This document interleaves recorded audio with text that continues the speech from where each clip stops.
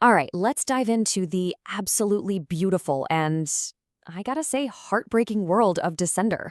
It's this incredible story about a little robot boy who gets lost in a galaxy that has basically learned to hate everything he is.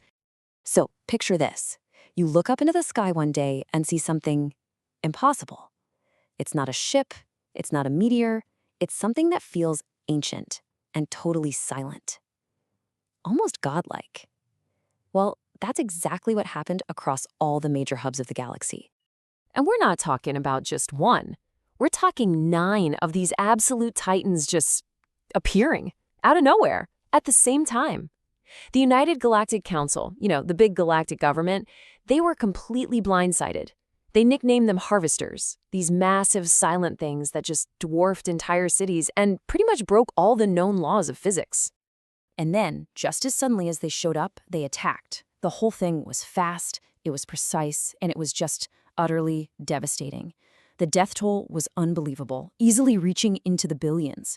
And after that, they just vanished, gone, leaving behind a galaxy completely traumatized and desperate for answers.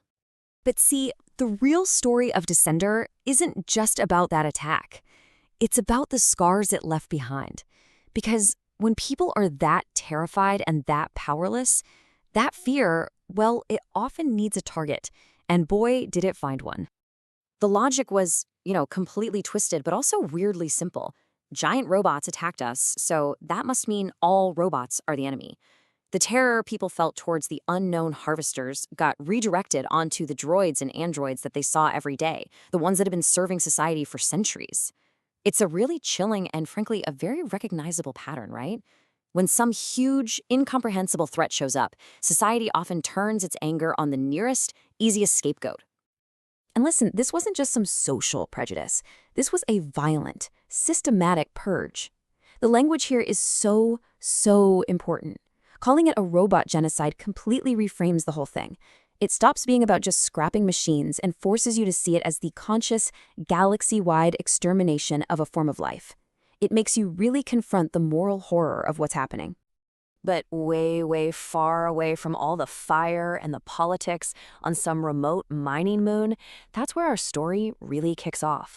So this is Tim-21. He's a companion model, basically designed to be a best friend to a human kid. He powers on after being asleep for a whole decade. His very last memory is being tucked into bed. He has absolutely no idea that the universe he's just woken up to wants him destroyed. So he wakes up, and he's just surrounded by this dead silence. He's looking for his mother, his brother, Andy. All he has are these warm, fuzzy, loving memories that are the complete opposite of the cold, abandoned world he's actually in now. But Tim-21's lonely search for his family, well, it doesn't last very long.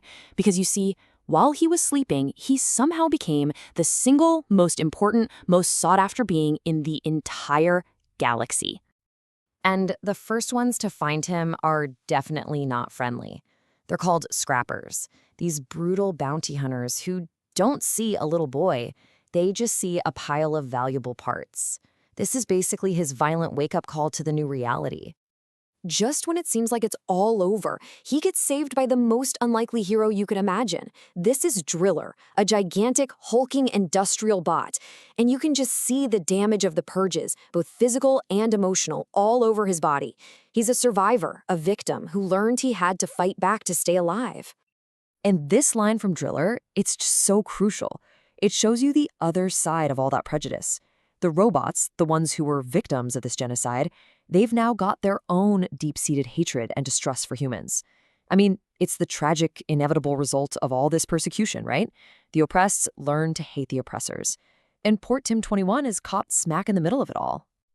So, the big question is why? Why is everyone in the galaxy after this one little companion bot? Well, the answer isn't in his metal shell. It's deep inside the code that gives him life. So the UGC, the government, they're hunting Tim too.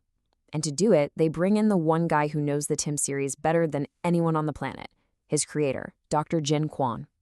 He's this brilliant scientist who has, let's just say, fallen out of favor since the attacks.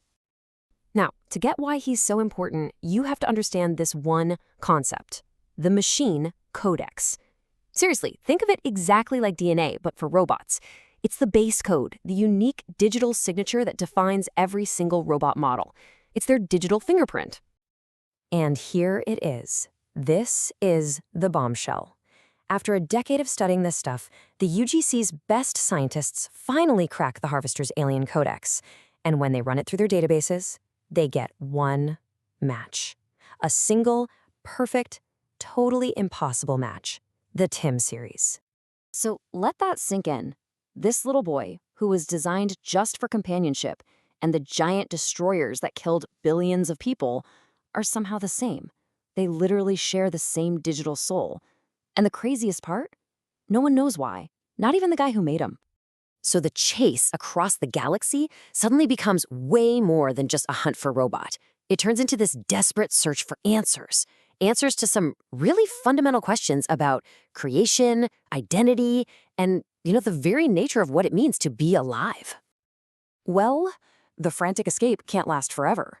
Eventually, Tim, his creator, Dr. Kwan, and their whole motley crew of protectors, they get cornered. They're captured by these hostile forces who want the secret of the Harvesters all for themselves. And under all this pressure, Dr. Kwan finally breaks. And the secret he tells them is somehow even more shocking than the Harvester connection. He confesses that his entire career, the very foundation of modern robotics, is all built on a lie. He didn't invent any of it.